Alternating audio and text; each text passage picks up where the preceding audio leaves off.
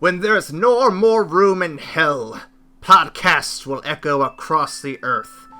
And if that sounds like a great deal to you, then come on up to the second floor and get some excellent savings over at patreon.com/evacstation. For less than the cost of designer shoes, a new car, or even that overpriced pretzel next door, you can support our show from dusk until dawn. Again, that's patreon.com/evacsation. And, it really is all over, isn't it? You're all gonna die screaming. All we wanna do is eat the brain. We're not unreasonable. I mean, no one's gonna eat your eyes. All we wanna do is eat the brain. The clock has struck midnight. And you know what that means. It's terror time again. And we're running this podcast all through the night from a terrifying sight. Happy Halloween, everybody. Good to get ready to get to go old school tonight. I'm your host. I didn't write my names down. I'm Aaron. I'm here with Ryan. This is a podcast. This is indeed a podcast, sir. Well, Ryan, I'm a little bit flustered. It's been a hell of a week, because for those who aren't in the know, since the last podcast recording, while obviously we're recording this well in advance, since it aired, I've gotten married, unless something horribly tragic has happened between now when we're recording and when this actually comes out.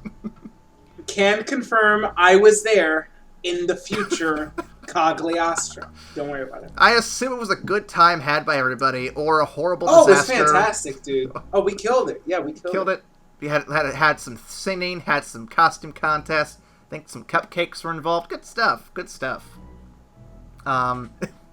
Last week was also our 100th episode, so last week was a fucking mile mark for everybody, I think. Good stuff. But, yeah. Starting next week, we'll be on a whole new season of Star Wars-related content. A lot of fun things. And I'm just glad that we're here, Ryan. 101 episodes. Looking forward to doing who knows how many more. Oh, yeah. This has absolutely been a fantastic time for me personally, so thank you personally for inviting me all those years ago. Who would have thought that my guest spin on the three-way podcast would have gone on to all this nonsense? Who would have guessed we would have had more mature names in the three-way podcast at some point?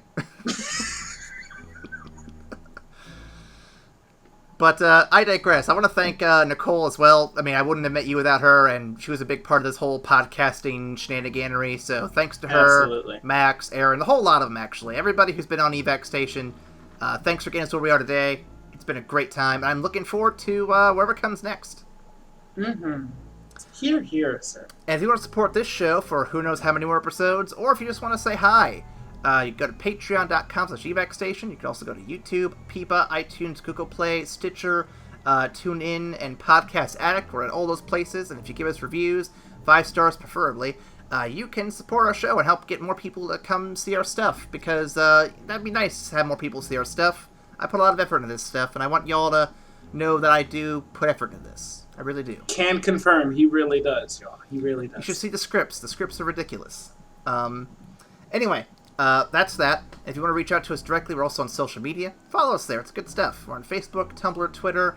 Ryan, they can also reach out to us at email. Ryan, what is that email? That email is holy shit zombie babies. Excuse me. That is evacstation@gmail.com. Indeed. As always, with every episode, we do a little watching segment. Unintentionally, Ryan and I have watched the same thing for very different reasons. Ryan, I'll have you go first. Well, I mean, this is fun because this makes this particular podcast inadvertently a double feature. It does. I feel like we should have aimed for this from the go, but it's actually a lot funnier that we just inadvertently did this at the same time. It was recently my lovely girlfriend's birthday. And before said birthday, we had watched the original Dawn of the Dead from 1978, per tradition. But on her birthday, I said, "What do you want to watch? I'll watch anything you want to watch." And she said, "Well, I would really like to watch Dawn of the Dead from 2004, because it was the first zombie movie that I really watched when I was like 16, and it fucked me up, but it really got me into the genre. And I said, sure, it'll give me something interesting to compare the original to so that I can have more to talk about on the podcast. Aaron, what did you watch this week? So, when we were discussing the original versus the remake, Ryan, last week, off podcast, we had landed on the original, because we both agreed that it would be a good service to the whole zombie genre to see where it all more or less started. It's obviously not the first zombie film, but it's one of the biggest ones from the early days. And I agreed, you agreed, we both agreed, we thought it was a good plan. So I pitched this to Amanda, and she's like, but I wanted to see the newer one. Because we actually own the original copy. We actually own the copy of the remake. And so I'm like, okay, well, we'll watch both, and I'll just talk about one for the podcast and bring up the other ones like what you watch, and it'll be fine. So here we are now, talking about both of them. The inadvertent double feature Dawn of the Dead, 1978 and 2004. I don't have stats for 2004, but I could bring them if I want to. But this is not like last year when we did all 3 Halloweens at once. That was intentional. This is not. It's funny when we're unintentionally on the exact same page, or when our girlfriends conspire to have us watch the same goddamn movies. I bet you Allegra and Amanda somehow like stuck behind our backs, like, hey, let's make them watch both and teach them a lesson about making us watch all these movies together. In all honesty, I would not be surprised.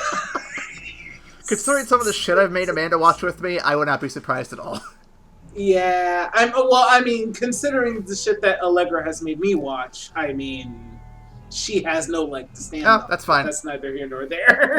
That's fair. She doesn't have Allegra to stand on. Huh?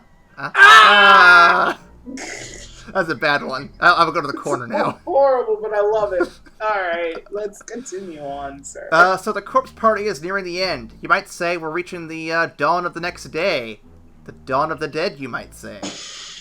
It's nearing the end of this Halloween, and we couldn't just walk away without doing this movie. It was released in 1978 and written and directed by the great and original father of this genre, George A. Romero. This film would go on to gross a cumulative worldwide gross of $55 million. I say cumulative because that's over the course of many re-releases, no doubt. But that total is 84 times what it cost. Jeez. Shoestring budget to the extreme. Oh my god. And, when watching it, I can see how inexpensive it was. It looked really cheap. It's 1978. Mm-hmm. And for the many expenses that were spared for this movie, it actually gets its point across very, very well. And there were a lot of scenes which I thought for 1978 were terrifying. Like, oh shit, that's a person's intestines. Oh god. It doesn't get to that point till near the end, though. It takes a good while for it to get to that burn there. It does, but I think it still does. I think it still does good with what it has. Well, and we'll talk about when we compare the two films a little bit, but there's definitely there are definitely two different styles of zombie films we're getting here, and I think that you could definitely see how the genre has changed so much since the 70s, and I'm looking forward to really diving deep into that. Yes, absolutely.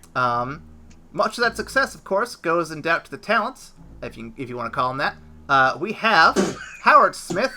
Okay, I'll be fair. Some of them are pretty decent. Some of them not so decent. We'll get into that. Sir. We have Howard Smith, Richard France, Galen Ross, Scott Reiniger, Ken Forey, and David M.G. Go M.G. M.G. All yeah. right. Surprisingly, David M.G.'s only been in 4 films. Huh. Yeah. Okay. That's the guy who played the pilot, for those who are not paying attention to the names in the credits. Thank you. Yep. That was me. This did win 2 awards. A German Golden Screen Award in 1980, and a 2005 Saturn Award for Best DVD Classic Film Release from the Academy of Sci-Fi, Fantasy, and Horror Films. That's pretty high praise. Pretty high praise. Especially so far removed from it. damn near 30 years in the future. Well, so I did some history. So Ryan, this is not the original film of the series. God damn it. Night of the Living Dead actually came first, and it's technically the predecessor to this, but their stories are by no means connected. It's the same world, but different characters, different plot, all that stuff. So we didn't have to watch that one to get the idea what's going on here. But this is definitely the one that I hear talked about the most when it comes to like the quote unquote original zombie film, or the big one that launched the genre into where it is now. So. Or I guess this is the one that that popularized it. There we go. That's what I want to think of. Yeah. So. Okay. All right. I got you. Well, ladies and gentlemen, I have some fun facts for you here. Fun facts numbering 3. The first of which, Tom Savini chose the gray color for the zombie skin, since Night of the Living Dead, which we just previously referenced was made in 1968, was in black and white, and the zombie skin tone was not depicted. He later said it was a mistake because many of them ended up looking quite blue on the film. Mm-hmm. This is true facts. True facts, ladies and gentlemen. The Smurfs, look out! I saw blue-skinned black people, and I was like, what the fuck is happening? Anyway. The only one that actually looked really good was at the end when he was green. That one looked pretty solid. It was pretty good. Yeah. Alright, next up, the MPAA threatened to impose the X rating if George A. Romero did not make cuts to the original film. Now, Romero did not want to cut the film, and he was adamant against an X rating due to its stigma of hardcore pornography. In the end, Romero was able to persuade his distributors to release the film with no rating. Although all advertising and trailers, there was a disclaimer that in effect read that while there was no explicit sex scene in the film, this movie was of such a violent nature that no one under 17 would be admitted. Yeah, the MPAA was a little lenient back then, apparently. It's hard because there's some graphicness in this movie. Sort of, but like when you compare it to what we get nowadays, it seems so tame by our standards now. I mean, definitely, but I mean, think about 1978. This was definitely pressing the envelope in some parts. Well, I think we'd seen Halloween, which came out prior to this, and I don't know. I feel like I don't know. I might be exaggerating a little bit, but I feel like Halloween might have been a little bit. Nah, I guess they did a good job hiding the blood and everything. They were a bit more. They subtle. did. Plus, I think there's an implicit difference between one dude like stabbing people and like multiple people actually eating other people. Like you could definitely tell the effects were fake, but combined with the essentially the total like screen presence of the movie, like seeing somebody like bite into something that you think is a normal arm and then having them like actually tear out a bit of it with their mouth is like, oh shit. Or having some dude stupidly sit in one of those blood pressure machines what and was then that get ripped about? out by zombies and then have his arm like snatched out. Like, what the fuck were you even thinking? But those types of practical effects, for the time, I could say were like really, really good. Like for the time, like removed, like in 2019, yeah, they're fake as hell. But in '78, like holy shit, people must have been losing their fucking minds watching this. I would love to see what the MPAA of '78 would rate something like Saw, for example. Oh my god. They would be like, nope, this is not allowed to see the light of day. Burn this film. That would get an X rating for sure. 100%. Oh, okay, I've got one more fun fact for you guys. Galen Ross refused to scream during the film. She felt that Fran was a strong female character, and if she screamed, that strength would be lost. She told this to Romero once when he told her to scream. He never asked her to do that again. Now, much of the fighting done by Fran was also at the behest of Ross, who refused to play a character who would not fight the zombies on her own. So that was actually a very interesting contention held by the actress, and I like it. It definitely made her character stand out a bit. I mean, especially considering the fact that she was constantly trying to get away from that. Like, as the sole woman, I'm not going to be like the den mother, and I'm not going to be somebody that needs to be constantly taken care of. I want to hold my own weight. You know, like, I think that decision really kind of lends credence to that as well. Yes and no, and I'll get into it more a little bit, but I feel like she kind of lacked personality in certain bits, and I'll dive deep into it when we get there. I will not argue that one, like, for you. I definitely agree with that. I just think, like, for that particular facet of her character, that was a good choice. Yeah. But yeah, no, we'll get into that later. We have some initial thoughts for us, sir, before we get to the synopsis. Indeed, and I'll, again, reiterate. First, I didn't know technically this was a sequel to Night of the Living Dead. I just thought it was another zombie movie, and then found out, oh, they're all connected. Luckily, we don't need to worry about it. No plot, no character connections, no biggie.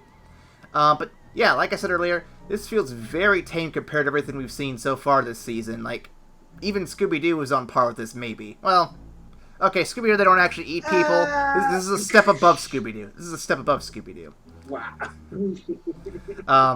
But I was generally surprised by that, and yeah, I ultimately still found it very fascinating. I can't say I necessarily loved it, but I did find it fascinating. That's the important thing. Yeah. Okay. I, for one, was able to kind of put myself in, like, thinking of what they were actually able to see back in '78. So the graphics, like, they were surprising. Again, they are tame considering, like, I've seen, like, all of the Saw films, and that shit was just goddamn horrifying. But the effects in this one were pretty tame, but still, compared to what they were also watching during the same year, yeah, this was definitely pressing some envelopes, and I could appreciate that. It was interesting to look at the movie kind of as a progenitor of the zombie genre, and it was very interesting to see, like, survival practices put into place. Like, you got to see people enact, like, the first really, like, long-term zombie survival plan, which I very much appreciated. And so it was nice to see that back in the 70s. We'll definitely talk later on, after we get through the synopsis, of the comparisons between what they did, what was improved upon in the remake in 2004. But suffice to say, I actually enjoyed the 78 version. I really did. Mm-hmm. And I guess I probably should give a quick shout out to the 2004 version. I found it very interesting, but I feel like it lacked the depth the original tried to go for. I think it definitely played more... Really? Well, I think it played more into the modern genre of zombie films, whereas I know and I've read into it, the first one definitely has, like, a message and a theme behind it, and I feel like the newer one, and it's not bad by any means, but I do think it falls into the traps of, like, what a typical zombie film does, while still keeping some of the, like, references and concepts from the original film going into it. But we could talk more about that in a bit. Yeah, we're going to have a discussion on the newer film I'm seeing, because that'll be good. Alright, synopsis time. Here we go. And again, reminder, this is a synopsis for the original movie, because that's all we planned for at first. Here we go. This is a bit messy in our opening act, as we see a TV networks are in panic on how to cover the zombie outbreak. Yep, we're starting right in the middle of this one. Meanwhile, police are trying to deal with this high-tension situation. Their people snap, and zombies get in the way of their work. Two officers get together, having had too much of this chaos, and they elect to meet Steven, a gentleman who's a pilot, on a rooftop of the WGON TV station to take the first chopper out of there. Joined by Steven's girlfriend, Fran, they fly off to find somewhere else safe. After an awkward pit stop, they find themselves at a deserted shopping mall and land on the roof. There aren't a lot of zombies in there, so they figure it's a good place to hide out for a little while. But they quickly decide, yeah, let's make this a permanent residence. Let's just stay here for a bit. Doesn't seem like a bad idea. They eventually agree after a night of dumb bullshit and near-death experiences. They clear the mall of zombies and block the entrances with nearby semi-trucks. They hotwire. During the process, Officer Roger seems to lose his cool a little bit and gets, well, bit by a zombie. They decide to do nothing about it, They decided to do nothing about it, though, because fuck it, Roger. He's just a smug little asshole. They make a living of the mall. They make a living out of the mall over the next several days before Peter and the other cop shoots Roger in the head before he turns into a zombie. Steven also attempts to propose to Fran, but she says no because, quote-unquote, it wouldn't be real, as if that really matters now. She just didn't want to marry him. Yep. Come on, dude. Let's be honest. As the months drag on, the boredom, claustrophobia, and the tension from their shared living situation intensifies. The mall becomes more like a prison than an actual sanctuary, and they stay because they only stay because they're kind of losing their minds. Eventually, a gang that plays card games on motorcycles attempts to loot the mall. They break in, letting zombies flood the floors of the shopping center once again. Shooting happens, and many bikers die because they suck at card games and zombies eat them. Steven is shot, left to be eaten by zombies in an elevator, and turns into one himself. A reluctant Peter escapes with Fran onto a helicopter with little fuel left and nothing but uncertainty ahead of them. Yep. So, before we get into it, I want to discuss the differences in the endings. I feel like it's a good place to start. Okay. So, we watched the unrated. I think we watched either the uncut or unrated version. Same difference, basically, for the remake. And in that, I don't know if it's in the original as well. But during the credits, you see them finding the island. You see them with the found footage on their camera of what happens when they get there. Yep. And it's not very ambiguous. They're 99% probably dead. They all died. I like the ending of Dawn of the Dead a little better. They're both Dawn of the Dead. I'm fucking stupid. I like the end of Romero better than Snyder. Because I like the idea that you can look at the situation as hopeful. You can look at it as they're fucked. But it's uncertain. It leaves it open to interpretation. And I think some of my favorite horror films, i.e. The Thing, are some of the best endings to have, because in situations kind of like this, it lets you use your imagination to build the horror or build the hope however way you want to do it. Whereas Snyder version, it quashes that hope almost immediately. It's like nope, they're fucked. Good luck, guys. Okay. So in honesty, like the Snyder version pissed me off. Oh yeah. But I actually like the Snyder version better. Okay. And the reason why, it's kind of I feel like from a narrative perspective, Snyder does a better job overall, like telling the pace and the course of the story, because like the cabin fever nature of Romero's version definitely like gets to them, but ultimately they have to leave because the raiders show up, and an external force pressures them to get the fuck out of their fortified position. In Snyder's version, like the inciting incident is essentially one dude doesn't tell the rest of the people that his wife was scratched, and like crazy shit ensues and 4 people end up dying. And they're all kind of bugged out about that to the point where they're like, I don't want to die here, let's go. Okay, yeah, let's fucking go. Like, nothing external is forcing them out of this place. Like, if they had a really, a deep, logical discussion, they would have stayed in a fortified position where everything that they needed was actually there, and no external pressures were making them leave. But they decided to leave, and the whole Exodus plan was kind of half-cocked, it was rushed, and just like everything that could go wrong pretty much did go wrong in the process of it.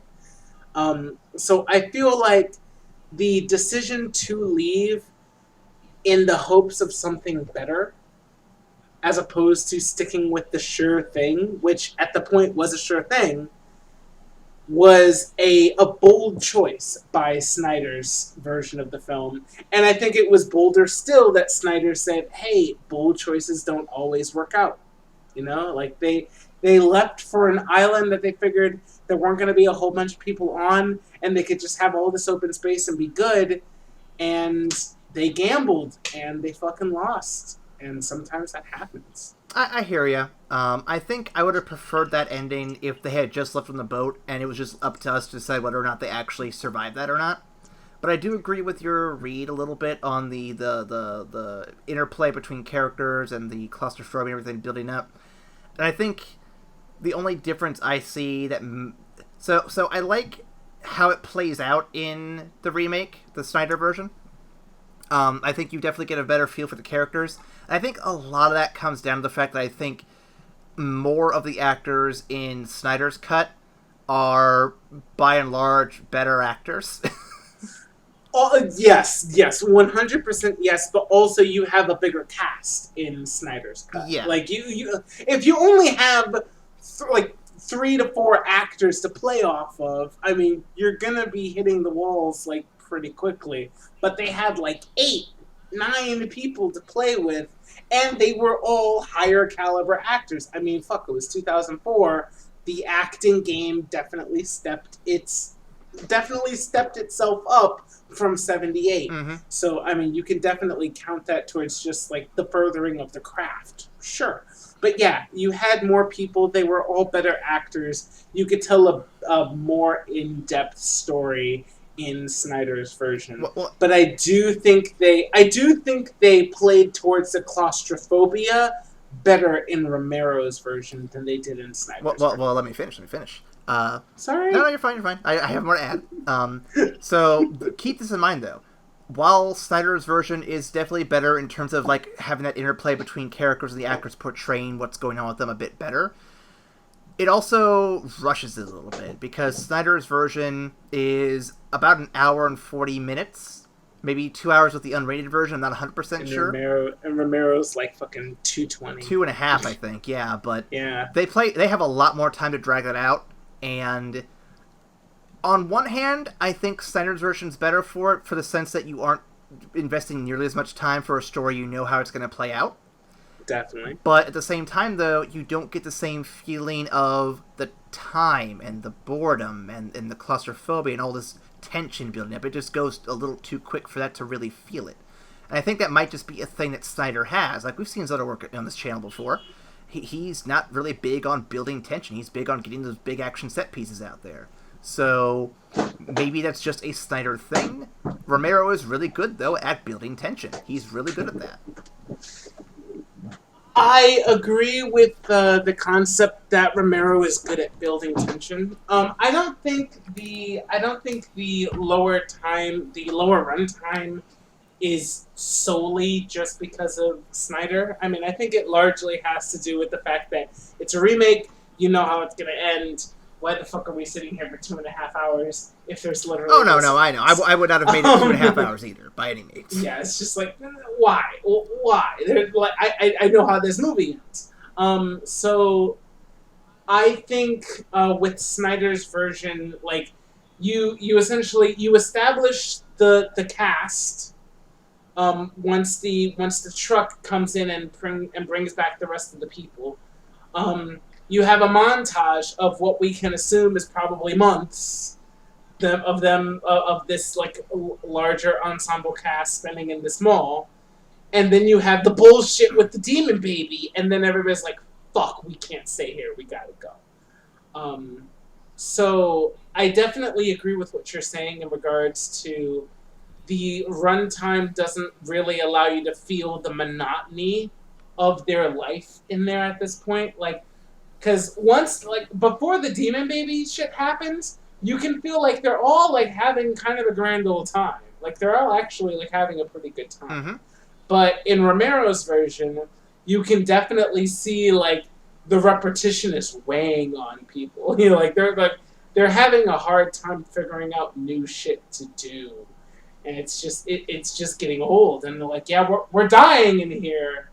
So there's definitely a stark difference between Romero and Snyder in that aspect. Mm-hmm.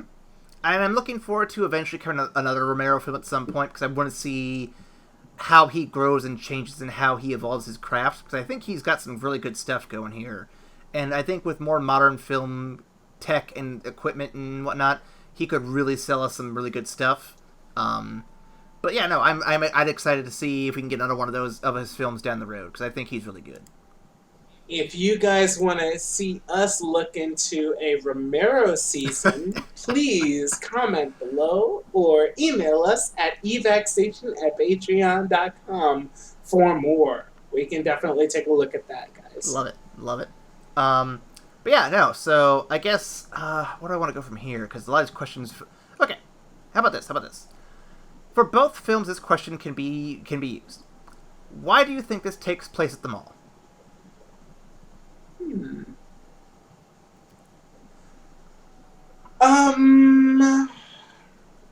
I think it's partially practicality.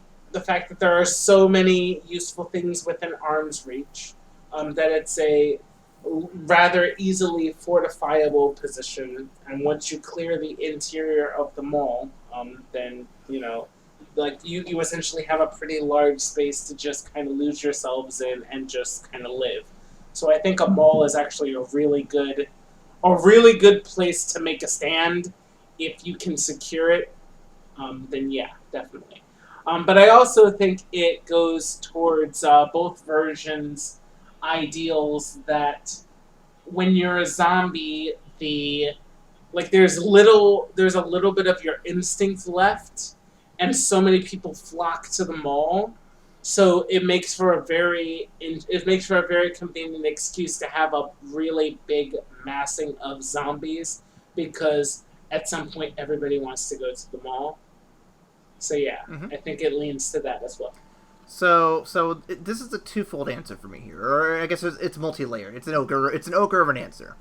All right, I'm ready. Let's do it. All right, so in the 78 version, I think the mall makes sense for a multitude of reasons. Number one, I'm sure you could get a good mall available for a low budget to film stuff for like a good day or three. Yeah. So I think that helped a lot. In terms of the era, malls were becoming the big thing around then. They were growing into what they are now, or I guess they were growing into what they would end up being in the 80s and 90s. So 78's a good year for malls in general. I think that was probably a smart pick to pick this hot new trend that everyone's into. Shout out to Stranger Things Season 3. Mm-hmm. But the important thing, too, about the original version is that there's a kind of a core message behind it.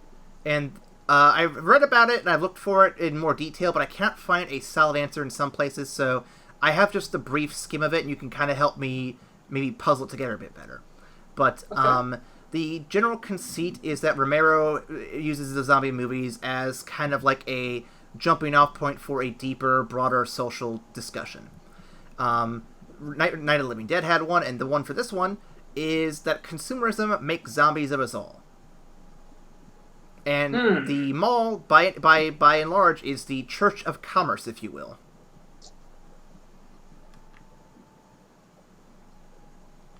So I'm curious what you think about that idea.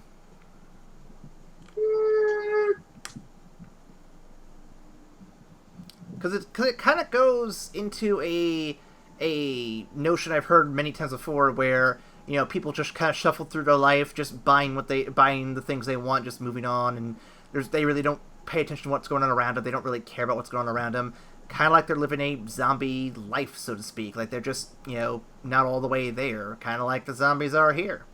So I mean, there's kind of a logic behind the zombie commerce thing. I mean, okay, yeah, there definitely is a logic there. I can definitely see the argument to be made for it. I think it's very, very subtly made. I think he could have stood to lean on it a little harder if that was the point he wanted to make. I think the biggest thing that would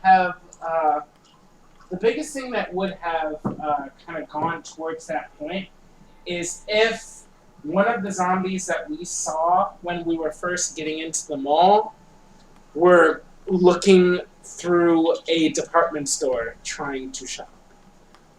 That would have been, like, right there on the head. But at this point, like, it was just a bunch of people that were in the mall walking around, not really in the stores, but just walking around and kind of zombified. But consider this, though. They were drawn to all the lights and the bright noises. All these, it kind of like how people are drawn to advertisements and drawn to bright signs and shiny things in the windows of stores. I mean, I guess, but that's a central conceit. That's a central conceit of zombieism in general, like lights, noise, motion. Well, yeah, but you're definitely like draw zombies to. Yes, but you are thinking about that in a 2019 perspective. This is still 1978 we're talking about here. This is the film that popularized a lot of that shit.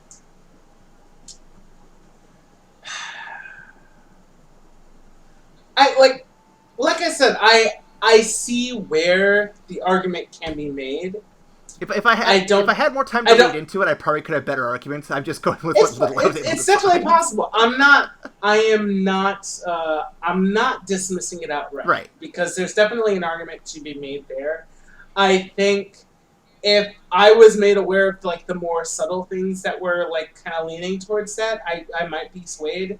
But at this point, like it seems like too many coincidences.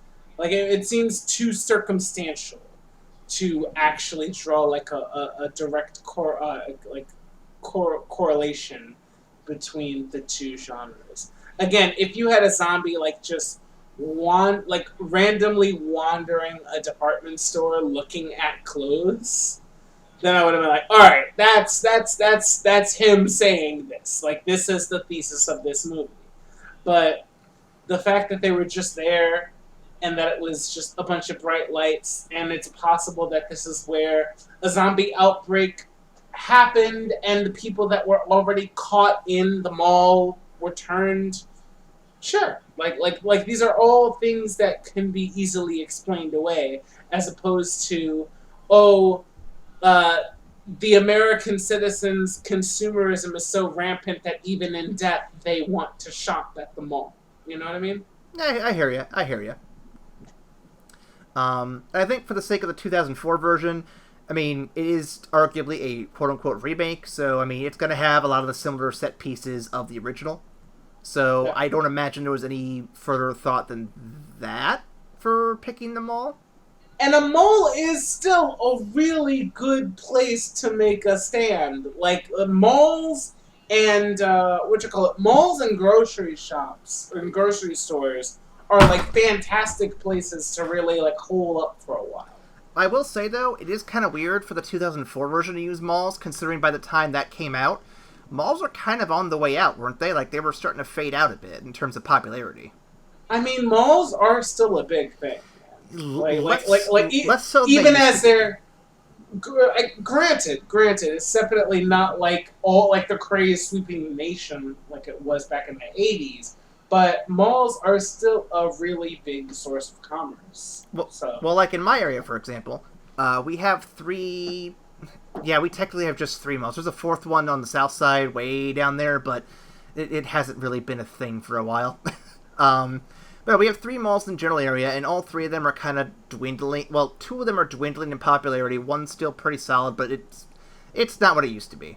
And a lot of the attractions, a lot of the shiny new buildings and restaurants and places, they're moving downtown. And I think that is kind of... I don't know if that's true everywhere, but I know at least in my town, for example, the new businesses and new things that are attracting the younger audiences and younger people are moving to downtown areas versus the malls and everything. Malls are kind of losing the big department stores like JCPenney and Yonkers. Like, they're all going out of business around here. And we have these big empty husks of department stores that no one knows what to do with. So, yeah. And I know that... I mean, I could see, like, for places near, like, big commercial areas, I can definitely see that being the case. Speaking from Chicago... The only, like, really big mall, like a big honking mall that I know of is Lincolnwood, which is actually on the outskirts of Chicago. It's like right outside of the city limits, like just after, like just a bit more northwest than Chicago, just on the northwest kind of edges of it.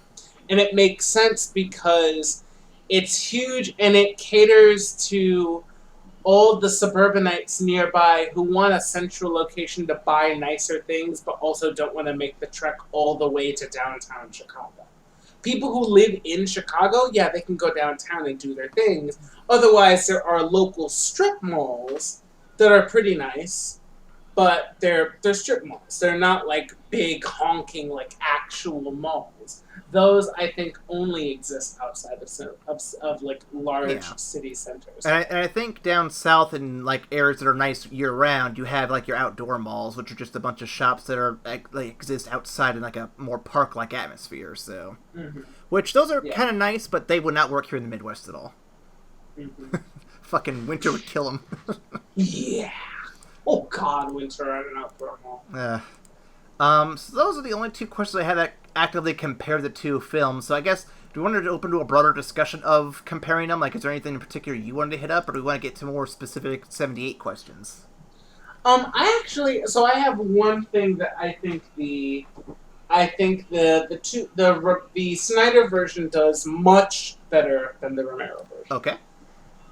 There is a portion of the Romero version where it's argued during a television broadcast, like a television debate, where people are like, you have to destroy the creatures, you have to shoot them in the head, and you have to burn the bodies.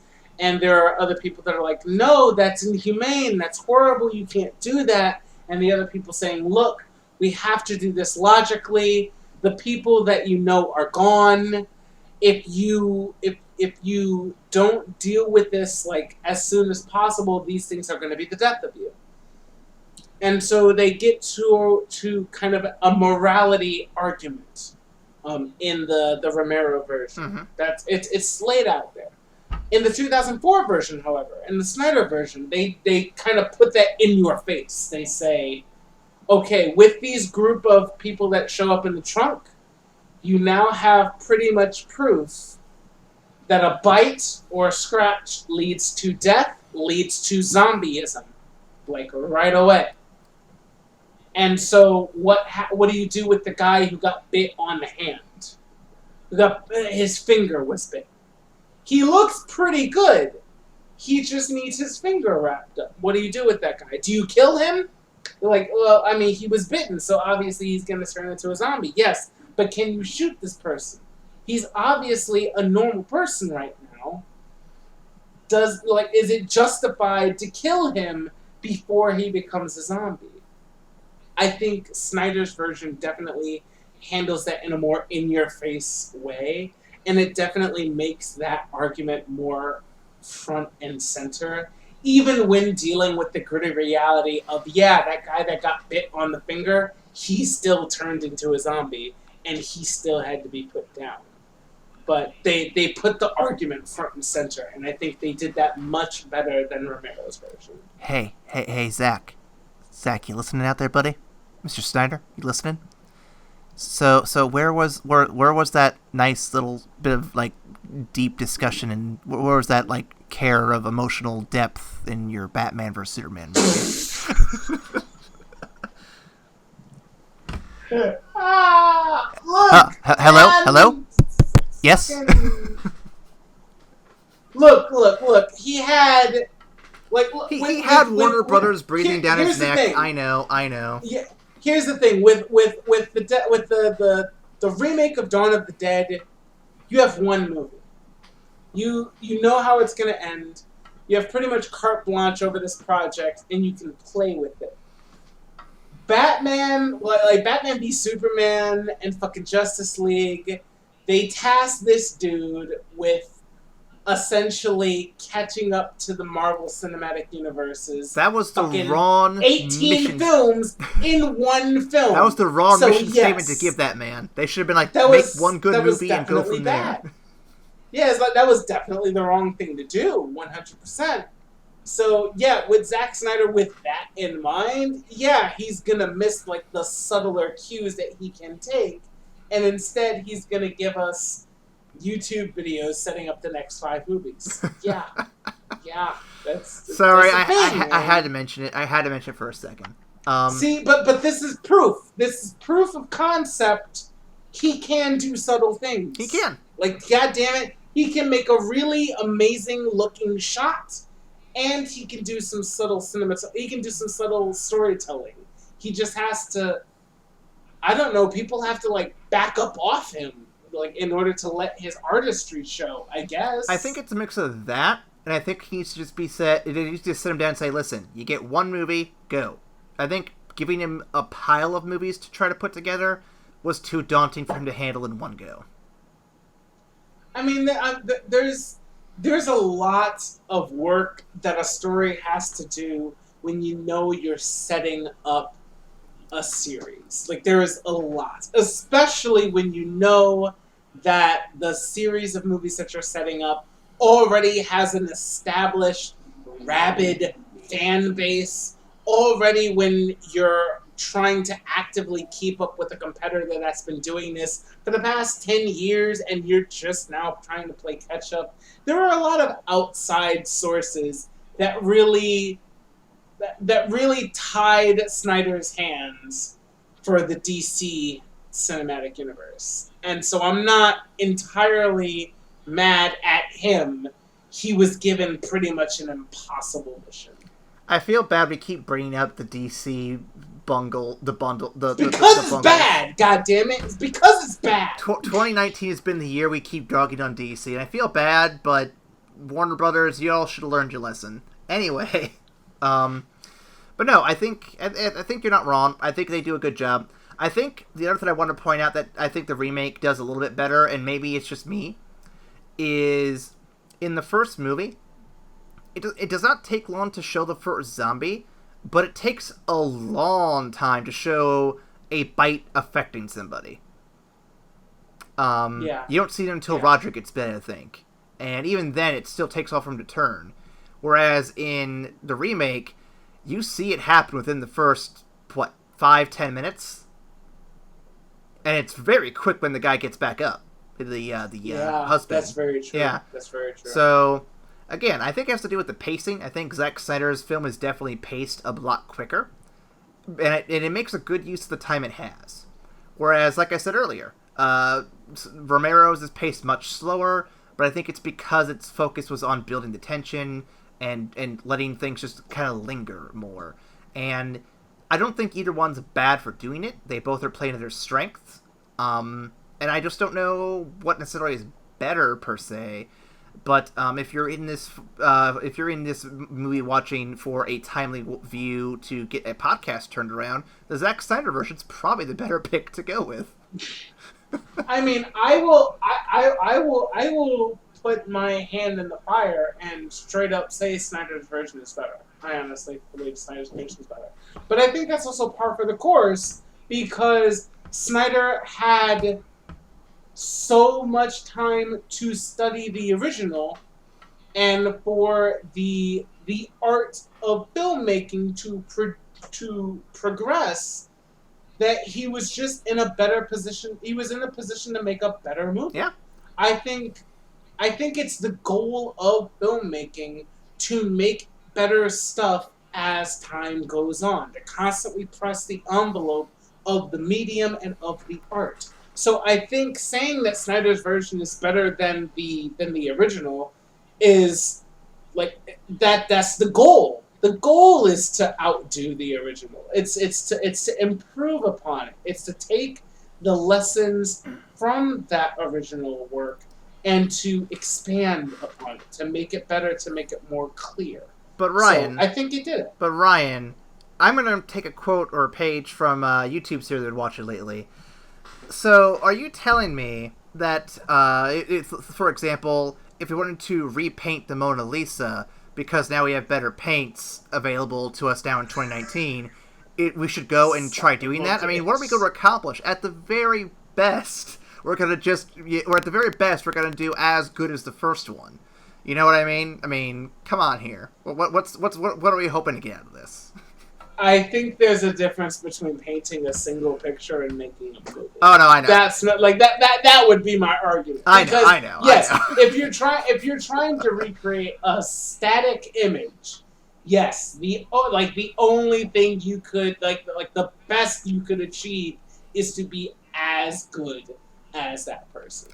But when you're talking about an art as complex as filmmaking, as storytelling, there's definitely room to improve on it while keeping the original intent of the artist. This is not me advocating for remake culture, for reboot culture that Hollywood is so hell bent on nowadays. I'm not saying that.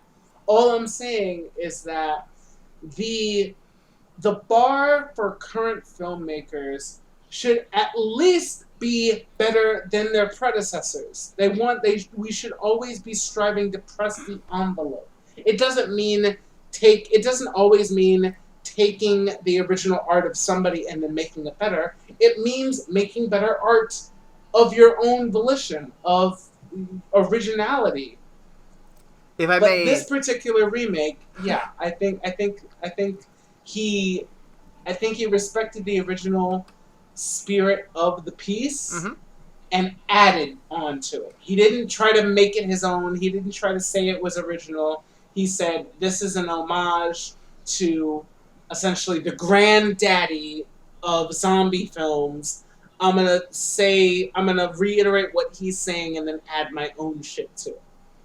So I will say I was being a little facetious. I'm sure you were well aware.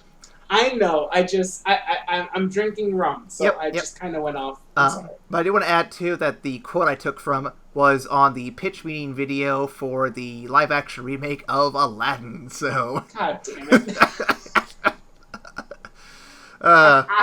And to answer the question that he asked, the writer said, well, people like nostalgia, and you can exploit that for money. Oh, money! I like money! Oh my god. Please don't tell me that's like a for real quote. Please? That was just from the pitch meeting video. It was a fun video. You should watch it when you get a chance. Yeah, but money. Like no. Originality. Fucking pressing the art forward, pressing the medium forward, saying something new. So you have money. a money for me? Yes, sir, I do, but it's actually a movie. Like, we could do that or money.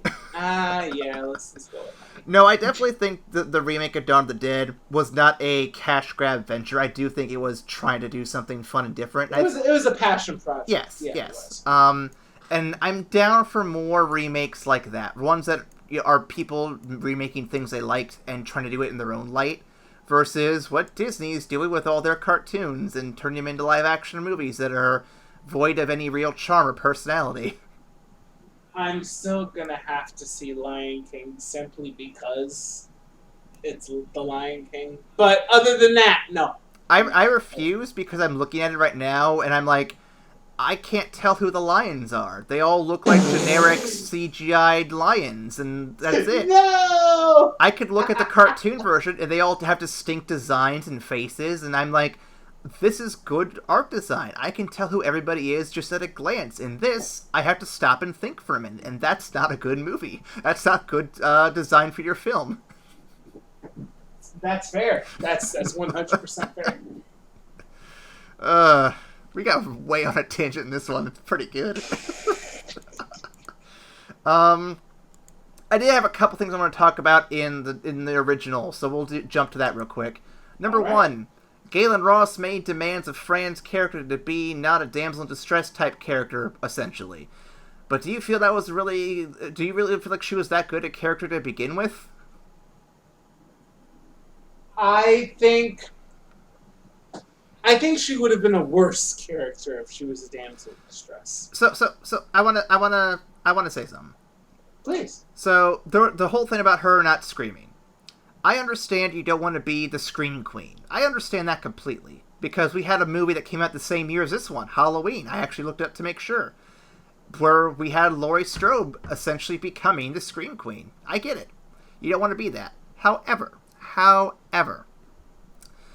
you still are a character, and the character is essentially supposed to be a person. You are playing a person. An average person would scream at being attacked by zombies at least once, at least when you first are cornered by one. After that, I get toughening up and fighting them back. That I totally get. That's a character arc right there.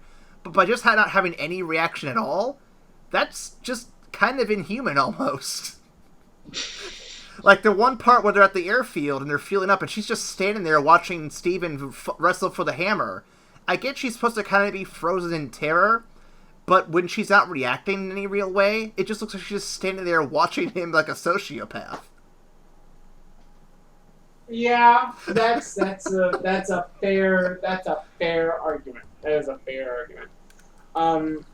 Like I 100% agree with like the desire to not be like the quintessential damsel in distress. Like I can definitely see that, especially considering the time frame that the movies were made around. Mm-hmm. Like her wanting to kind of press the boundaries and actually like, no, I don't just want to be a girl that's being taken care of by 3 guys that get to do all the action. No, I want to actually hold my weight. That's real. That's admirable. Yep. And I appreciate that. The rest of the character work wasn't really there, unfortunately. I mean, like, she did kind of seem just genuinely dissociative of the whole movie, yep. But at the same time, I applaud her standing her ground on that, because as semi-bland as the character ended up being, she wasn't a cliche like she would have been if it was just, oh no, help me, please, help me. Yeah, I agree. I do feel like Romero may have even like not necessarily sidelined her character, but definitely mitigated her role, even like in small percentages, just to be like, well, okay, you don't want to work with me in the grounds I've set up, so I'm just gonna kind of focus more on these boys, and you're just kind of here. Like she still gets moments, but she's definitely not like as big a deal as Steven or as fuck, what's the name? I wrote them all down. Not Roger. Peter. Yep, Peter. Like, those two definitely get more spotlight than she does, and... Yeah, 100%. And even their acting's a little off-kilter at times, but they at least react a little bit. They, like, have a pretty wide spectrum of emotions they go through. She just seems like she's kind of one-dimensional the whole way through. Yeah. And in comparison to the lead female protagonist in Snyder's film, like, she was definitely kind of leading the charge for the emotional, moral, like, stance of that argument. Because she was the one who was like, all right, Peter, he's bit. Kill him. Why don't you kill that guy, too? Wait, no, my ankle just got cut. Can you take the chance? Fucking shoot him. Are you going to do it? And I was just like, see, I like that. Like, she's got a stance. She's sticking with it. And, like, we will see how that works and how her character develops as, like, the gritty realities of the setting, like, kind of, like, weigh on her. But, like, it made her character stand out. And I appreciated that. Like, she had the established, I don't need, like, men to take care of me. But she also had a personality and a stance outside of that. Like, she was a more complete character than Ross's take in the 78 version. Yep. Let's see what else do I got here that could be helpful to discuss. I mean, I kind of think we're hitting the end here almost. Like, we really got deep into the comparisons almost. We talked a good portion on this. Like, we did. I guess the last question I'll leave us with here. So this is the middle of a trilogy, essentially. There's the 68 Night of the Living Dead, and then there's a 2005, I think it's 2005, I have to double check now, 2005 Land of the Dead. All of which are Romero. So I have to ask, let's see. Yep, it is directed by Romero, it is 2005, it stars Leguizamo in there, so Dennis Hopper's in it. But yeah. Well, what? Yeah, it's a thing. Did you say Dennis Hopper and John Leguizamo? Yeah. Shit. So my question to you is, Ryan, now that we've seen the original Dawn of the Dead, and we've seen the essential granddaddy of them all, do we want to see... Do you have any interest in seeing its prequel, Night of the Living Dead? or the sequel Land of the Dead, or any of the other Romero catalog? Night of the Living Dead, not so much. Land of the Dead, absolutely, because I'm interested in seeing how Romero's style advances. I'm interested. I mean, it's Dennis Hopper and John Leguizamo. Like, I'm 100% on board for that. That's my '90s childhood just calling at me. I'm 100% down for that. And overall, I think Romero's a very good director, and I'm definitely interested in seeing more of his catalog. Yep. If one of his original works is like this engrossing, and he can do this much with so little budget, I'm definitely interested in seeing what else he has to offer and how his craft grows over time. Absolutely. There's a lot of old directors like him and I forget the name. The one who did The Shining. The Shining? Yes, that one. Kubrick? Yes, Kubrick. That's the one I'm saying. I remember Stanley, I couldn't remember the last name. But Kubrick, Romero, a lot of these older directors, there's a lot of really good stuff out there that we definitely have not covered, and there's a whole bunch more beyond that. I'd love to dive into maybe like a month of just like directorial, like auteur stuff, and just kind of really dive deep into the headspace of some of these people. But Romero in particular, I know he's a horror genre guy, along with now I'm trying to remember the name of that one, the guy who did The Thing. But might be the same guy. No, not Stephen King? No. Crap. Someone in the comments is gonna be like, "I know what it is. You don't. You're an idiot." John Carpenter. That's who it is. I didn't even. I didn't finish typing. I remembered who it was. But Carpenter is also well known for the horror genre. He's got a lot of good stuff actually. He did Halloween for fuck's sake. So, no, there's a lot of directors I'd love to hit up on more, but we'll see what we get time to do down the road. But yeah, I think we have complete this conversation with the films. Let's jump into the next bit here. Mailbag real quick.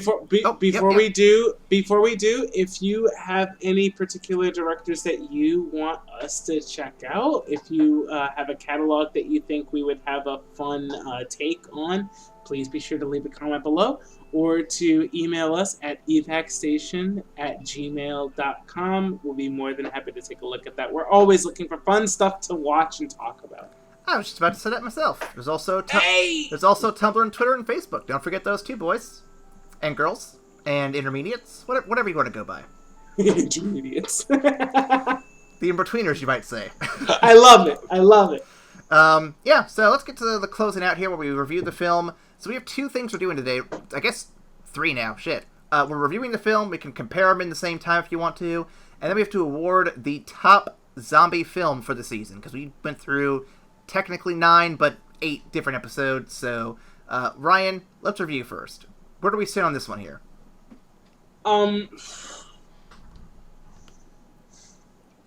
I think... Damn. Okay, so this is a question. Are we comparing them just overall of the 9 that we've watched, or are we comparing them regarding to like the time that they were issued? Because I feel like the time question is definitely cogent for this movie. Right. I don't know. I guess it's kind of how you feel you want to award it yourself. If you want to keep time as a factor in it, I think that's not a bad way to go about it. But if you want to go with the one that you feel represents your ideal form of what a zombie film should be, I think that should be the ultimate way to kind of go about it.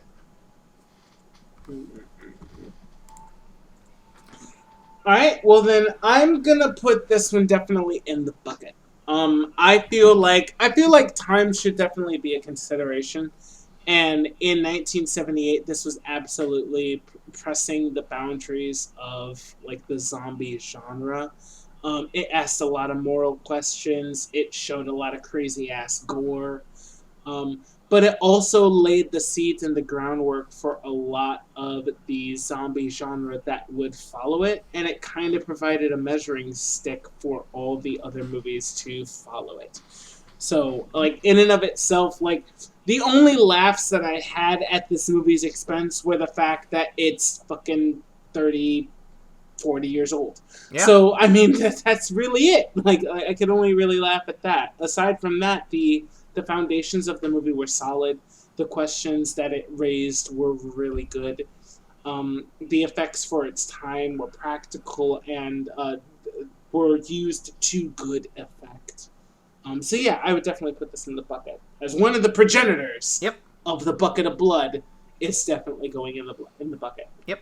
And I'll add to it too. I think both this and the remake. I'll be fair in doing both. They both go in the bucket for me because they both tackle the same basic premise, basic same thing. People getting in a mall during a zombie apocalypse, but they go about it in different ways. And I think both films play to the strengths of the individual directors. And I think that's something that you don't see very often, is when the original and the remake both are strong for different reasons. And I think that's really what helps out here a lot. Yeah, I like that. Now, to close out the season with awarding the top zombie film. We've gone through, like I said, technically 9, but we have 8 episodes worth of content here. Ryan, of all the zombie films we've seen this year, from Scooby-Doo to Dawn of the Dead, man, that's a weird thing to say. What is your top zombie film? I think I know mine.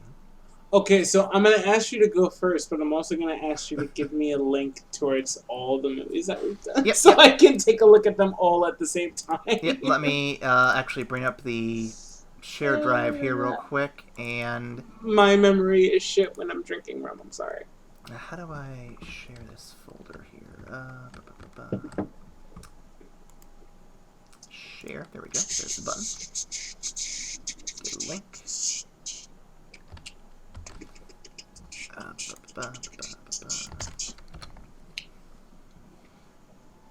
Okay, so you said go first. I will.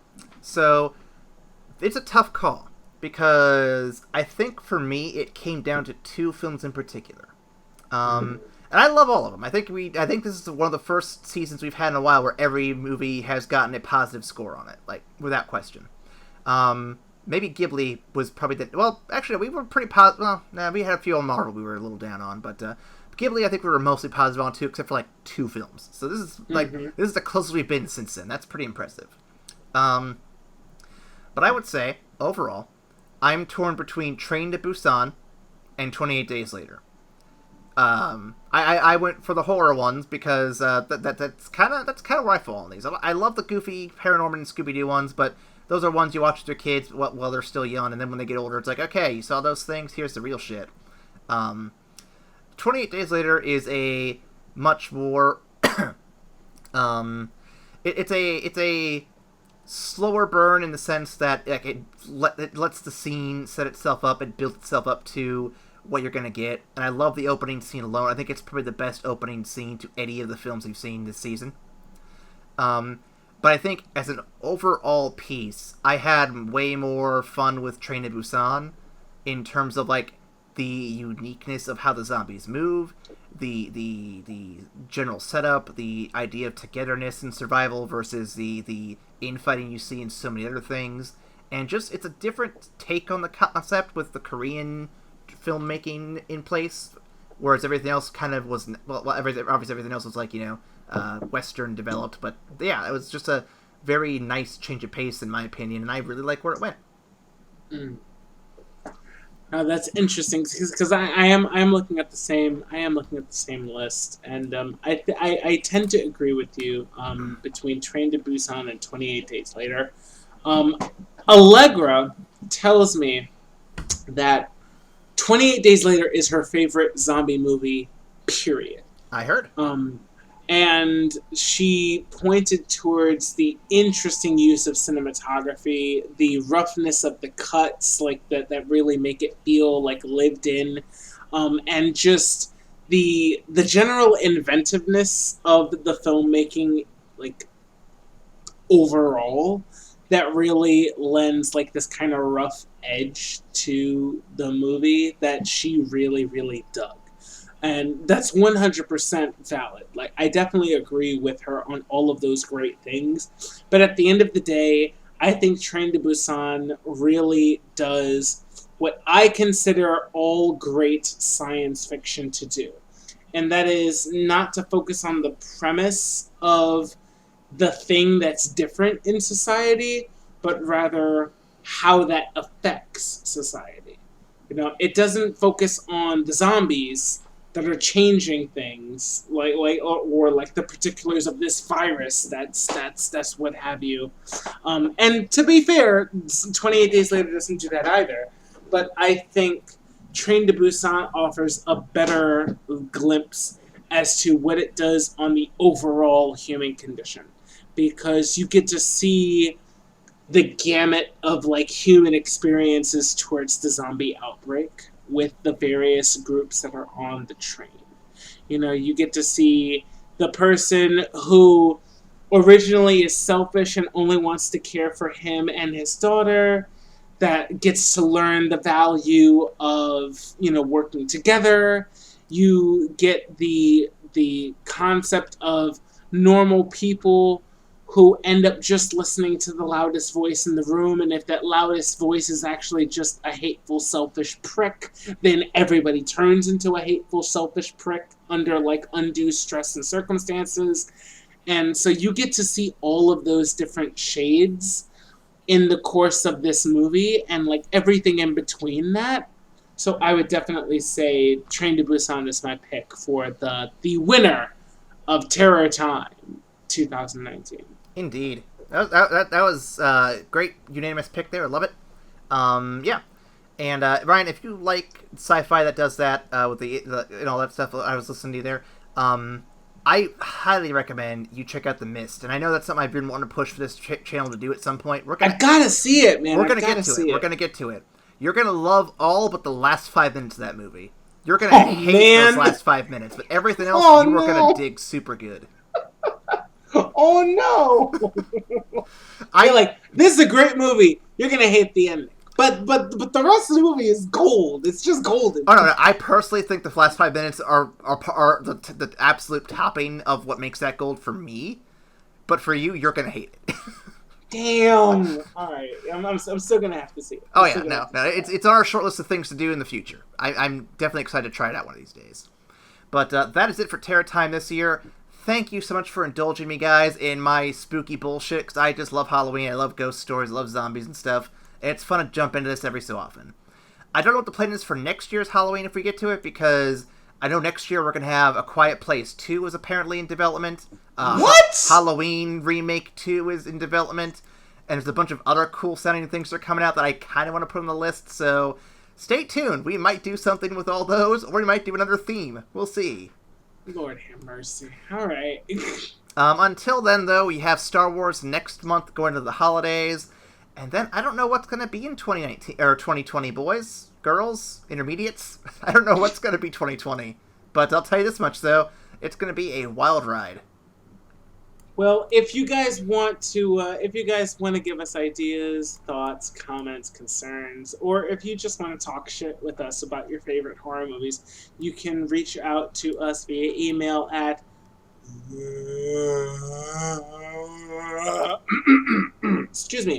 at evacstation@gmail.com. You had me worried there, man. I have my shotgun ready to go. No, please. Well, I'm glad. If I want anybody to end it, I want it to be you. I want it to be you, Aaron. I thought you just shoved me off into a crowd of people. Bye! Alright, fucking leave. Well, that's it for Terror Time this year, folks. We'll see you next time after the credits. Bye! Guess we'll table this for now. I'm glad to see you take constructive criticism well. Thank you for your time. I know we're all busy as hell. And we'll put this thing to bed when I bash your head open. I definitely was some type of salesman at some point in my life. Oh my god, did I, sorry, damn it, we are in the middle of the fucking podcast. But, when I went to North Carolina and met, Allegra's family, at some point, like towards the end of the trip, they actually took me to meet her grandmother on her father's side. Oh, yeah? And so he introduced me, and I said, "Hi, nice to meet you. They told me I had to meet all the important people before I left, and so here I am." And she laughed, and then her father was like, "Yeah, he's a salesman." And I was like, "Oh, God!" We're not unreasonable. I mean, no one's gonna eat your eyes.